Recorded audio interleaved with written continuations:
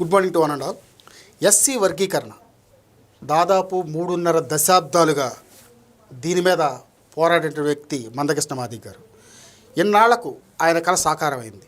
ఈ ఎస్సీ వర్గీకరణ అంశంపై మనతో మాట్లాడడానికి ఒక సామాన్యుడు మన శ్రీని టీవీకి వచ్చారు. ఈరోజు ఆయనతో మాట్లాడదాం. నమస్తే అండి. నమస్తే అండి. ఎస్సీ వర్గీకరణ అనేది చిన్న అంశం కాదు, చాలా విపరీతమైన అంశం. దాదాపు 3.5 దశాబ్దాలుగా ఒక వ్యక్తి దాని మీద పోరాడాడు. ఎంతోమంది ఎన్నో మాటలు పడ్డాడు. ఎన్నోసార్లు దగ్గర వరకు వచ్చి విడిపోయిన అంశం అది. ఆల్మోస్ట్ 1999 ఆ టైంలోనే పార్లమెంట్లోనే ఎస్సీ వర్గీకరణ మీద ఒక బిల్ జరిగింది. బట్ అప్పుడు ఏమైందంటే రాష్ట్రాలు బిల్ చేసి పార్లమెంట్లో ఆమోదించుకోవాల్సిన పరిస్థితి. కానీ ఈరోజు పార్లమెంటే రాష్ట్రాలకు ఫ్రీ హ్యాండ్ ఇచ్చింది. దీని మీద మీ అభిప్రాయం ఏంటి? ఒకటండి, ఇప్పుడు మీరు చెప్పినట్టు దశాబ్దాలుగా దీనిపైన పోరాటాలు జరుగుతూ ఉన్నాయి. ముఖ్యంగా మందకృష్ణ మాదిగ గారు మన రాష్ట్రం నుంచి అయితే ఎక్కువగా పోరాడడం జరిగింది. ఆనాటి నుండి ఈనాటి వరకు వర్గీకరణ కోసం 3 దశాబ్దాలుగా, ఐ థింక్ 1995 నుంచి తీసుకుంటే ఈ రోజు 2025 30 ఏళ్ళు ఒక వ్యక్తి ఇంత కోసం పోరాడంటే వాళ్ళు ఎంత నష్టపోయారో మనం ఒక్కసారి అర్థం చేసుకోవాలి. ఇది మనం చూసినట్లయితే ఫస్ట్ రిజర్వేషన్ అనేది ఎక్కడి నుంచి వచ్చింది? మనకు స్వాతంత్రం వచ్చిన నాళ్ళలో కూడా రిజర్వేషన్ అనేది ఎందుకోసం ఇచ్చింది? వీళ్ళు వెనకబాటుతనానికి గురయ్యారు. వీళ్ళకి రిజర్వేషన్ తోడైతే వీళ్ళు సమాజంలో అందరూ సమానమే అనే తత్వంకి ఒక్కటి విద్య ద్వారా మాత్రం విద్య, ఉద్యోగాలు, వాళ్ళు ఉండే స్తోమతని బట్టి గౌరవం వస్తుంది. ఆ విధంగా ఉండడానికి ఆ రోజులు వెనకబడిన వర్గాలకు రిజర్వేషన్ ఇచ్చి వీళ్ళకి చదువుల్లో, ఉద్యోగాల్లో ఇస్తే వీళ్ళు ఎవరైతే ముందున్నారో వాళ్ళతో సమాంతరంగా వస్తారు అనే ఉద్దేశంతో రిజర్వేషన్ పెట్టడం జరిగింది. అదేవిధంగా బీసీలకు కావచ్చు, ఎస్సీలకు కావచ్చు. రిజర్వేషన్ కేవలం 20 సంవత్సరాలకు మాత్రమే ఆనాడు ఇవ్వటం జరిగింది. కానీ దాన్ని రాజకీయ పార్టీలు పొడిగించుకుంటూ వస్తుంది. ఎందుకంటే వాళ్ళ యొక్క స్వార్థాల కోసం అని చెప్పుకోవచ్చు. ఎందుకంటే మీరు అన్నట్టు 20 సంవత్సరాలకే ఎందుకంటే పెట్టింది, ఒక వ్యక్తి బాగుపడడానికి కరెక్ట్గా ఉపయోగించుకుంటే 20 సంవత్సరాలు చాలా ఎక్కువ. ఎందుకంటే మనం చూస్తూ ఉంటాం, ఒక చాలా పేద కుటుంబాల్లో పుట్టి కూడా చదువుకొని కష్టపడి ఎంతో పెద్ద స్థానానికి వచ్చిన వాళ్ళు ఉంటారు. అలాంటి వాళ్ళు అంత పెద్ద స్థానానికి వచ్చిన తర్వాత వాళ్ళకి ఆ తర్వాత వాళ్ళ వారసులకు ఆ రిజర్వేషన్ అవసరం లేదు. వాస్తవంగా మనం చెప్పాలంటే అది ఆ ఉద్దేశంతో అప్పుడు 20 సంవత్సరాల వరకు పెట్టాం. కానీ రాజకీయ నాయకులు వాళ్ళ స్వార్థం కోసం దాన్ని ఉపయోగించుకున్నారు. అక్కడ ఏమైపోయిందంటే ఉండేవాడు ఇంకా లబ్ధి చేకూరుతూ ఉన్నాయి. ఆ బడుగు బలహీన వర్గాలు ఎవరైతే లాభపడ్డారో వాళ్ళే లాభపడుతూ ఉన్నారు. వాళ్ళ వచ్చే తరాలు లాభపడుతూ ఉన్నాయి. కానీ ఎవరైతే అట్టడుగున ఉన్నారో వాళ్ళు అట్టడుగుని మిగిలిపోతూ ఉన్నారు. ఆ విధంగా ఉండకూడదు అని చెప్పి ఉద్దేశంతో ఈ వర్గీకరణ కోసం అనేది ముఖ్యంగా మాదిగలు పోరాడడం జరిగింది ముందు నుంచి కూడా. ఆ విధంగా పోరాడుతూ వచ్చారు. ఇప్పుడు ఏంటంటే గతంలో చంద్రబాబు నాయుడు గారు 1995 మీరు చూస్తే 1995, 99 ఆ మధ్యలో ఒకసారి వర్గీకరణ తీసుకొని వస్తే అప్పుడు దాదాపుగా 24,000 మంది ముఖ్యంగా మాదిగలకి లాభం చేకూరిందని అది సాక్షాత్తు మందకృష్ణ మాదిగ గారు కావచ్చు, ఏవైతే స్టాటిస్టిక్స్ ఉన్నాయో వాటి ద్వారా చెప్పడం జరిగింది. ఆ తర్వాత మళ్ళీ అవి సుప్రీంకోర్టుకి కేసు వెళ్ళడము, ఆ తర్వాత అది ఆగిపోవడము, ఈ విధంగా జరిగింది. ఈ విధంగా ఆగిపోవడం వల్ల ఏమైంది మీరు చూస్తే అల్టిమేట్ మాదిగలకి ఏ రకంగా అన్యాయం జరిగింది? 15% రిజర్వేషన్లో మాదిగలు, మాలలు, రెడ్లి, సబ్ క్యాస్ట్లు అందరూ ఉన్నారు కదా. సో మాదిగలు మాత్రం ఎందుకు పోరాటం చేశారు అంటే ఇప్పుడు వాళ్ళకి కొన్ని వృత్తులు అనేది ఉన్నాయి. ఆ వృత్తులు చేసుకుంటూ అక్కడే ఆగిపోయారు. మాలా కమ్యూనిటీకి సంబంధించి కొంతమంది చదువుకొని ఉన్నత స్థాయిలోకి రావడం, ఆ తర్వాత వాళ్ళ వారసులు కూడా అదే రిజర్వేషన్ ఉపయోగించుకోవడం, వీళ్ళు ఏంటంటే అట్టే ఉండిపోయారు. ఇక్కడ ఏంటంటే వీళ్ళకి చేయూతనిచ్చే వాళ్ళు లేరు, ఇంకొకటి లేరు, అవగాహన కల్పించే వాళ్ళు లేరు. అందుకేంటంటే వర్గీకరణ అనేది జరిగితే ఇప్పుడు మాలలకి ఇంత పర్సెంట్, మాదిగలకి ఇంత పర్సెంట్, ఎవరికి ఉన్న జనాభా ప్రకారం దామాషా ప్రకారం మనం ఈ యూనిట్ల ప్రకారంగా జిల్లా యూనిట్ గాను రాష్ట్ర యూనిట్ గాను తీసుకొని మనం చేయగలిగితే అప్పుడు మనం వాళ్ళకి న్యాయం చేయగలుగుతాం. ఎందుకంటే ఇప్పుడు మనం ఒక యూనిట్గా తీసుకుంటే ఆ యూనిట్లో ఇంతమంది మాలలు ఉన్నారు, ఇంతమంది మాలలో ఇన్ని ఉద్యోగాలు రిజర్వేషన్, ఇంతమంది మాదిగలు ఉన్నారు ఇంతమందికి అన్నప్పుడు వీళ్ళు చదువుకుంటారు, వీళ్ళకి కూడా మనకు వస్తుంది అనే ఒక హోప్ అనేది ఉంటుంది. ఇప్పుడు 10 మంది ఉండే వాళ్ళలో 1% రిజర్వేషన్ అనుకున్నాం. ఇప్పుడు మొత్తం మీద 100 మంది ఉన్నారండి. 100 మందిలో 50 మంది 60 మంది మాలలు ఉన్నారు, 30 మంది మాదిగలు ఉన్నారు, అదేవిధంగా 10% రెల్లి ఉన్నారు అనుకున్నాం. ఇప్పుడు 60 మంది ఉండే మాలలకి 7%, 8%, 7.5% అనుకున్నామండి. వీళ్ళకి ఒక ఇంత పర్సెంట్ అనేది వీళ్ళకి 6% ఇచ్చి, వీళ్ళకి 5% ఇచ్చి, వీళ్ళకి 1% ఆ విధంగా తీసుకుంటే ఒక 100% లెక్క దాన్ని ఒక 10% లెక్క క్యాలిక్యులేట్ చేసుకొని మనం ఎగ్జాంపుల్ ఈ 10 మందిలో ఒకరికి ఉద్యోగం వచ్చినా వీళ్ళు లబ్ధి పొందుతాడు. ఈ 7 మంది ఈ 30 మందిలో ముగ్గురికి వచ్చినా లబ్ధి పొందుతారు. ఈ 60 మందిలో 6 మందికి వచ్చిన లబ్ధి పొందుతారు. ఇక్కడ ఏంటంటే ఈక్వలైజేషన్ చూస్తే 10 మందికి ఒకటికి న్యాయం జరుగుతూ ఉంది. అప్పుడు ఏంటంటే అందరికీ సమాన న్యాయం జరిగినట్టే. ఇప్పుడు మాలల్లో 60 మందికి 20 మందికి రావటం లేదు. సో వర్గీకరణ జరగకపోతే ఈ మాదిగ సమాజ వర్గానికి ఏం న్యాయం జరగదని మీ ఉద్దేశం? అది ఎలాగా? న్యాయం జరగదా అంటే ఇప్పుడు ఎన్నో ఏళ్ళగా దశాబ్దాలుగా వాళ్ళు పోరాడుతూ ఉన్నారు. వాళ్ళకి నిజంగా న్యాయం అందుంటే ఎందుకు పోరాడతారు? ఇప్పుడు నిజంగా వాళ్ళు అత్యున్నత స్థాయిలో ఉంటే ఎందుకు పోరాడుంటారు? మీరు ఒక్కసారి ఆలోచించండి. అక్కడ వాళ్ళు నష్టపోయారు కాబట్టి వాళ్ళు పోరాడారు.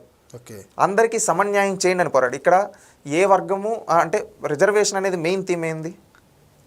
అట్టడుగున ఉండేవాడిని పైకి తీసుకొని రావాలి అనే ఉద్దేశం, సమానత్వం. ఆ సమానత్వం అనేది ఈ వర్గీకరణ ద్వారా మాత్రమే సాధ్యం అని చెప్పి వాళ్ళు పోరాడారు. దానికి సంబంధించి కేంద్ర ప్రభుత్వం సహకరించింది. మీరు చూస్తే ఆ రోజు నరేంద్ర మోడీ గారు వచ్చి ఇక్కడ తెలంగాణలోని సభ పెట్టినప్పుడు న్యాయం చేస్తాం. ఆ రోజు మందకృష్ణ మాదిగ గారు కూడా చెప్పడం జరిగింది. ఏమని? మాకు ఆనాటి చంద్రబాబు నాయుడు గారు కృషి చేశారు, మా వర్గీకరణ కోసం ఆనాటిని తొలినాళ్ళ నుండి చంద్రబాబు నాయుడు గారు కృషి చేస్తూ ఉన్నారని చెప్పి చెప్పారు. అవునా కాదా? మళ్ళీ ఇంకొకటి, నిన్న చంద్రబాబు నాయుడు గారు ఎస్సీ వర్గీకరణ గురించి మాట్లాడుతూ ఉన్న సమయంలో ఇది నేను మొదటి నుంచి వర్గీకరణకి నేను ఉన్నాను, ఎందుకంటే అందరూ సమంగా ఉండాలి అని చెప్పి కుల వివక్షత పైన మొదటి నుంచి పోరాడిన పార్టీ తెలుగుదేశం పార్టీ అని చెప్పి కొన్ని ఎగ్జాంపుల్స్ అనేది నిన్న చంద్రబాబు నాయుడు గారు సభలో ఒక భావోద్వేగానికి లోనవుతూ చెప్పారు. కొన్ని ఎగ్జాంపుల్స్. నేను పుట్టిన ఊర్లో 20 ఇళ్ళు ఉండేటు, కనీసం రోడ్డు కూడా లేదు. ఆ స్థాయి నుంచి నేను అందరినీ ఒక రెవల్యూషన్ అని తీసుకొని వచ్చి ఎడ్ల బండ్లు తీసుకొని వచ్చి మట్టి రోడ్లు వేయించాను. ఆ తర్వాత బస్సు వచ్చేది. ఈ విధంగా జరిగింది. ఆ తర్వాత అవన్నీ గుర్తు చేసుకుంటుంటే మనం ఎక్కడ ఉన్నాం, ఎక్కడి నుంచి ఇప్పటి వరకు ఎక్కడి వరకు వచ్చాం, ఈరోజు నేను ఒక డెసిషన్ మేకర్గా ఉన్నాను, చేసే స్థాయిలో ఉన్నాను అని చెబుతూ మళ్ళీ ఒకప్పుడు ఎస్సీ ఎస్టీల పైన ఏ విధంగా వివక్షత ఉందో చెప్పారు. ఒకప్పుడు ఊర్లో ఎక్కడైనా పెద్దవాళ్ళ ఇంటి ముందు పోవాలంటే చెప్పులు తీసేసి వాళ్ళు ఎత్తుకొని ఊరు అవతల వరకు చెప్పులు లేకుండా కింద నడిచెళ్ళాలి. అదేవిధంగా గుళ్ళలు లేక రానిచ్చేవారు కాదు. ఊళ్ళో బావులు ఉంటే ఆ బావుల్లో నీళ్లు తోడించుకునే వాళ్ళు కాదు. అదేవిధంగా టీ షాపులు ఎక్కడన్నా ఉంటే 2 గ్లాసులు పెట్టి ఎవరైనా ఎసి వస్తే ఆ గ్లాస్ తీసుకొని పోసుకొని తాగేసి వాడే కడిగి పెట్టేసి ఆ గ్లాస్ అక్కడ పక్కన పెట్టేసి వెళ్ళాలి. ఈ విధంగా వివక్షత చూపిస్తూ ఉన్నారు. ఇవన్నీ చూసిన తర్వాత మేము ఒక మార్పు తీసుకొని రావాలని జస్టిస్ పొన్నయ్య కమిషన్ తీసుకొని వచ్చి దాదాపు 42కి పైగా రికమెండేషన్లు చేసి 22కి పైగా జీవోలు మెమోలు మేము ఇవ్వడం జరిగింది అని చెప్పారు. అవన్నీ చేసి ఇవి ఏవైతే వ్యవస్థ ఇవి ఉన్నాయో కట్టుబాట్లు, ఆ కట్టుబాట్లన్నిటిని నిర్మూలించడానికి తెలుగుదేశం పార్టీ మొట్టమొదటి నుంచి కృషి చేసింది. అవుట్ని రూపుమాపగలిగింది అని చెప్పి మనం చెప్పడం జరిగింది. దానికి తగ్గట్టుగా ఆ రోజు ఎంతోమంది బడుగు బలహీన వర్గాలకి స్థానిక సంస్థల్లో రిజర్వేషన్ ఇవ్వచ్చు కావడం కావచ్చు. అదేవిధంగా వాళ్ళని అత్యున్నత స్థాయి పదవుల్లో కూర్చోబెట్టారు. మీరు చూస్తే గంటి మోహన చంద్ర బాలయోగి, జిఎంసి బాలయోగి గారిని భారతదేశానికే లోక్సభ స్పీకర్గా చేశారు. మీకు గుర్తుందా అండి? అప్పటి వరకు దళితుడు ఎవరు లోక్సభకు స్పీకర్ అవ్వలేదు. అప్పటికి స్వాతంత్రం వచ్చి 50 ఏళ్ళు అవుతున్నా భారతదేశానికి. అలాంటి సమయంలో ఒక ప్రాంతీయ పార్టీ నుంచి ఒక సామాన్య మధ్యతరగతి కుటుంబంలో పుట్టిన ఒక గోదావరి కోనసీమకు సంబంధించిన బాలయోగి గారిని భారతదేశానికే స్పీకర్గా చేయడం జరిగింది. అంటే దేశ ప్రధానమంత్రి సైతం లేచి అధ్యక్ష అనే స్థానంలో ఒక దళితుని కూర్చోబెట్టింది తెలుగుదేశం పార్టీ. ఆ తర్వాత కేఆర్ నారాయణ గారిని రాష్ట్రపతిగా ప్రతిపాదించి ఆయన్ని ఒక దేశానికి ఒక తొలి దళిత రాష్ట్రపతిని అందించింది. మైనారిటీ అబ్దుల్ కలాం గారిని కూడా రాష్ట్రపతిగా ప్రతిపాదించింది. అదేవిధంగా శాసనసభలో ఒక మహిళ, ఒక దళిత మహిళ ప్రతిభా భారతి గారిని శాసనసభకి స్పీకర్గా చేసి ఒక అత్యున్నత స్థాయిలో కూర్చోబెట్టింది. ఈ విధంగా మాల సోదరులని దళిత కమిటీలో మాలల్ని గౌరవించింది తెలుగుదేశం పార్టీ. ఇది తెలుగుదేశం పార్టీకి మాలల మీద ఉన్న గౌరవం. ఒక మాల మాదిగల్ని ఈ విధంగా తెలుగుదేశం పార్టీ దళితుల్ని ముఖ్యంగా గౌరవించింది. మీరు చూస్తే ఈ విధంగా ఎంతోమంది బడుగు బలహీన వర్గాలను తీసుకొని వచ్చి గౌరవించిన తెలుగుదేశం పార్టీ. ఈ విధంగా కుల వివక్షత పైన పోరాటం చేసి వాటన్నింటిని రూపుమాపగలిగింది తెలుగుదేశం పార్టీ. ఈరోజు చూస్తే ఏ ఊర్లో అయినా కానీ దళితుడు కూడా సమాంతరంగా అగ్రవర్ణాల పక్కన కూర్చుంటున్నాడు. ఇక్కడ ఒక గ్లాసు 2 గ్లాసుల సిద్ధాంతం అనేది ఈరోజు ఎక్కడా లేదు. ఎక్కడ చూసినా దళితుడు ఎక్కడ కూర్చుంటే అగ్రవర్ణం కూడా అక్కడే పక్కన కూర్చుంటా ఉన్నారు. ఈరోజు ఒకరు చెప్పులు తీసుకొని పోవాల్సిన అవసరం లేదు. ఏ బావిలో అయితే దళితుడు ముంచుకొని తాగుతున్నాడు అదే బావిలో ఈరోజు మామూలు అగ్రవర్ణాలు కూడా ఉన్నారు. అంటే ఉద్యోగాల్లో అన్నింటిలో సమాంతరం ఒక సమన్యాయం అనేది చేయగలిగింది తెలుగుదేశం పార్టీ. ఆ సిద్ధాంతాలతో ఈ రోజు కూడా వర్గీకరణ కట్టుబడి ఈ రోజు కూడా సమన్యాయంగా చేసింది. ఈ రోజు చూస్తే ఎక్కడ ఉద్యమాలు ఎవరు వ్యతిరేకత అనేది చూపించడం లేదు. మీరు చూస్తే మాలలు వ్యతిరేకిస్తున్నారు కదండి. పోయినసారి విజయవాడలో కూడా పెద్ద సభ చేశారు 2 నెలల క్రితం. ఇప్పుడు వర్గీకరణ నిన్న చంద్రబాబు నాయుడు గారు చెప్పిన స్టేట్మెంట్ తర్వాత అసెంబ్లీలో అందరూ శాసనసభ్యులు, ఈవెన్ శాసన మండలిలో వైఎస్ఆర్సీపీ పార్టీ ఉన్నా కానీ ఎక్కడ బిల్ పాస్ అయింది, ఎక్కడ వాళ్ళు ఇప్పుడు మనం చూస్తే మీరు ఇంకొకటి అడగచ్చు, నిజంగా వ్యతిరేకించాలి నిజంగా అనుకో అంటే వైసీపీ పార్టీ ఎమ్మెల్సీలకు పేపర్ ఇచ్చినా కూడా వాళ్ళు ఏం చదువుకోలేరు. అది కాదు. ఒకప్పుడు మీరు చూస్తే అమరావతి బిల్ని తెలుగుదేశం పార్టీ శాసనమండలి సభ్యులను అడ్డుకొని ఆ రోజు అన్యాయం జరుగుతుంటే పోరాడారు. ఈ రోజు అన్యాయం కాదు కాబట్టి వాళ్ళు కూడా ఆమోదిస్తున్నారు కాబట్టి వాళ్ళు కూడా ఆమోదం తెలిపారు శాసన మండలిలో. ఈరోజు ఎక్కడ జగన్మోహన్ రెడ్డి కానీ జగన్మోహన్ రెడ్డి పార్టీకి సంబంధించిన ఎస్సీ లీడర్లు కానీ ఎక్కడ ఎవరు మాట్లాడలేదు. ఎందుకు? ఇది అందరికీ సంబంధం. రెడ్ బుక్ అనేది లేదండి ఈరోజు రాష్ట్రంలో. ఈరోజు అంతా ప్రజా సంక్షేమ పాలన.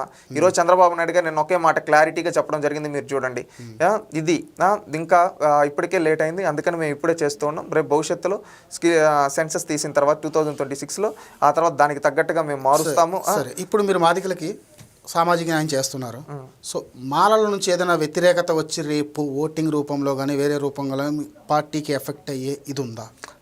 మాలలు మాదిగలు అందరూ సమాంతరంగా సమన్యాయం జరిగిందని భావిస్తూ ఉన్నారండి. ఈరోజు ఎక్కడ కానీ వ్యతిరేకత అనేది లేదు. ఈవెన్ వ్యతిరేకత ఉంటే జగన్మోహన్ రెడ్డి ఏమన్నా అమాయకుడా, ఏం తెలియని వ్యక్తే? శాసనమండలి అంతమంది సభ్యులు ఉండి నిజంగా అడ్డుకొని బిల్ పాస్ అవ్వకుండా చేసుకుని ఉండొచ్చు కదా. ఈరోజు వాళ్ళకు కూడా తెలుసు దీనివల్ల అందరికీ న్యాయం జరుగుతుంది. బాబు గారు కూడా నిన్న చెప్పడం జరిగింది, అందరికీ న్యాయం జరుగుతుందని మేము నమ్ముతున్నాము అని చెప్పి చెప్పడం జరిగింది.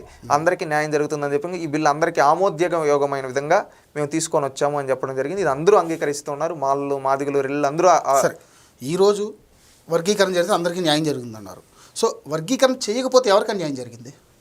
ఇప్పుడు వర్గీకరణ జరగకపోయింటే ముఖ్యంగా ఎవరైతే రెల్లి కమ్యూనిటీ ఉన్నారో వాళ్ళకి కావచ్చు, అదేవిధంగా మాదిగలకు కావచ్చు అన్యాయం జరుగుతూ ఉందని అది సాక్షాత్తు ఆ కమ్యూనిటీలకు సంబంధించిన వాళ్ళే చెప్తూ ఉన్నారు.